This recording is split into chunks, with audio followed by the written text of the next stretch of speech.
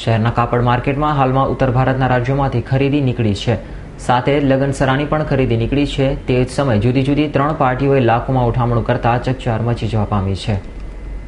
Salabatpura police પાસેથી મળતી માહિતી મુજબ રિંગ રોડ ખાતે આવેલ કોહિનૂર માર્કેટમાં દુકાન ખોલી ઠગ વેપારી શહેદા પટેલે દલાલ રમેશ મારફતે અડાજણના વેપારી વરુણ કોસિયા પાસેથી રૂપિયા 8,24,000નો માલ ઉધારીમાં ખરીદી દુકાન બંધ કરી ભાગી છૂટ્યો હતો.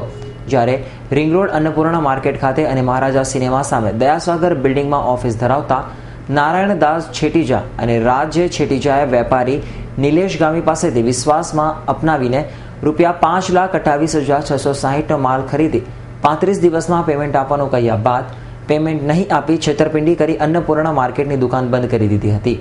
જે અંગે સલાબતપુરા પોલીસ મથકે નિલેશ ગામીએ ફરિયાદ નોંધાવી છે. તો રિંગ રોડ કુબેરજી પ્લાઝામાં આશીર્વાદ ટેક્સટાઇલના નામે દુકાન ધરાવતા રમેશ કુમાવત અને આલોક સલામપુરિયાએ વેપારી શિવનારાયણ વરિષ્ઠ અને સુરેન્દ્ર પાસેથી માલ ખરીદી તથા તે માલ ઉપર એમ્બ્રોઇડરીના કારખાનેદાર સંજય પાસે એમ્બ્રોઇડરી વર્ક કરાવીને તમામ વેપારીઓને નીકળતા 13,53,216 રૂપિયા ન આપી દુકાન બંધ કરી ભાગી છૂટ્યો હતો.